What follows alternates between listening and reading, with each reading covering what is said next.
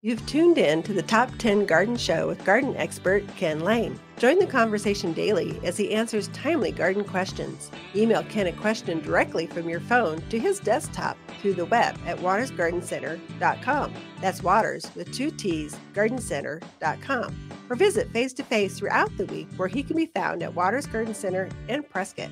Now welcome your host, Ken Lain.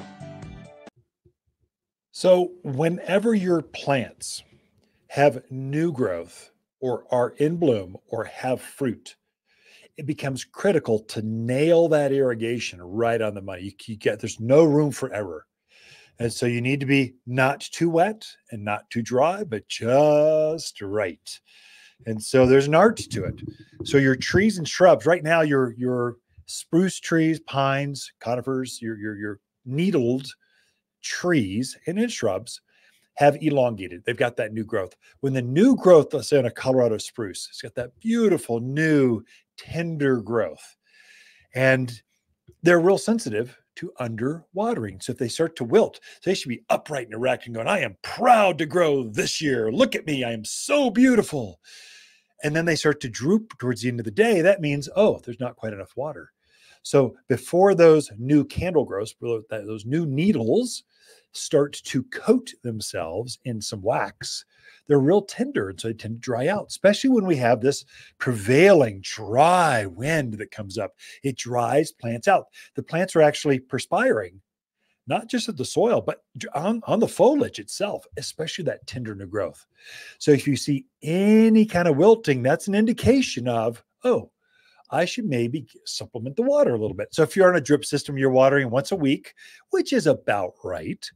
You may need to take a hose and hand water, supplement your drip system for the whole yard with just maybe a hand watering for that new, Fat Albert spruce or Alberta spruce or these pine trees that are out there.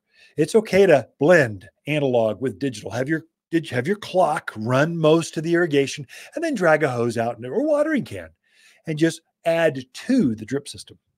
The other problem is the opposite. So watering every single day, a tree or a shrub, they are not going to like that, not unless they're planted in sand or something. So the water here in the mountains of Arizona is kind of a harder, it doesn't drain as fast. We've got caliche layers where water goes through the soil, then hits this caliche layer, this hard calcium hard pan, and stops, and it starts to pool and build, and it starts to fill up that hole with water. That indication is going to be wilty plants, much like underwater. Wilty, remember the spruce where that new growth started to wilt towards the end of the day? Well, if they're overwatered, they can wilt as well, but then you'll start to see some yellow foliage. So if the leaves are yellowing, more than likely, it's going to be from overwatering. It's either got a hard pan underneath the roots, the system's cycling way too often. Something's going on where that water is literally drowning. And the reason it's wilting is that root growth that was in the ground, part of it has rotted off. And so literally the roots are drowning. They start to rot. They have an odor to them. They start to get a brown stain. They're all indications of that plant was sitting in too much moisture. And so now there's not as much root base underneath that plant. And so it can't keep up with the water need of the plant. So it gets wilty. Both are bad. You want to be careful. Now is a time to tune up your irrigation to make sure those emitter heads aren't clogged. Just run it and visually look at that emitter that's at the base of that plant. See it running. If you've got a bigger plant, you may need to add a second emitter. So I went through this week and I tuned up my drip irrigation because I know the hotter weather is coming. I'm just preparing for it. So I'm spreading some organic compost or shredded cedar bark to keep the sun from sunburning my soil, to keep it from drying things out too fast. And then I'm manually just going through and watching where my drip emitters are and if they're working. And so if there's a leak, if I took a shovel or the gophers got to it, the rabbits are eating the heads off, the rats, oh my gosh, are eating the heads off, going after the moisture. Well, then I'll hear that because you'll hear it just spraying out. That little drip 1 gallon per hour emitter head is now off, and now it's just spraying out. And you'll see that, but you don't know until you start walking the line or walking your landscape and seeing where that drip emitter is. I would encourage you to do that before it gets up into the 90s Low, you folks in the Verde, the Sedona areas, you're going to get to 100. I mean, only for a moment, and then it cools right back, but that's putting some pressure on your landscape. So you just want to help your plants get through that heat. Also, watering during the morning. Morning is ideal. Hydrate your plants before the heat of the day. Plants are just like people. They're living, breathing like puppy dogs. You wouldn't take your puppy dog on a long hike without first taking some water with you, or mainly hydrating before you even go on the trail. Here's a drink before we can get out there.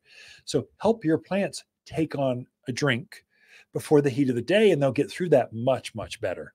The worst thing you can do here, where the monsoon pattern is pretty regular in the mountains of Arizona, when it hits, the end of June, that last week in June, typically the monsoons start. I know some of you go, no, we never get rain. We do get rain, and there's a wet cycle coming. It's called the monsoon. It starts the end of June, and it goes through August. And you just never know how much moisture you're going to get, but you will get some. And it will generally be in the afternoon or evenings. That's when the clouds build up and then dump its load. And you never know which neighborhood's going to get it, but you don't want to have wet plants going into the evening, moist, and just with humid stuff. That's when disease and wilt, mildews and things happen. You want to water in the morning rather than evening, so the plants can go through the heat of the day. Anyway, that's the insider tips for this segment. Got more for you, though. Hold on. Be right back. Water's Garden companion plants for June are golden locust, moonshine yarrow, Hall's honeysuckle, and gilt edge silverberry. Gilded Edge Silverberry grows head high with bright gold and blue leaves that screens out the most obnoxious neighbors while standing up to blistering heat and wind. The super sweet flowers are utterly animal proof. Even javelina and deer don't like the taste of this local shrub. You'll find the best evergreen natives at Waters Garden Center, 1815 Iron Springs Road in Prescott.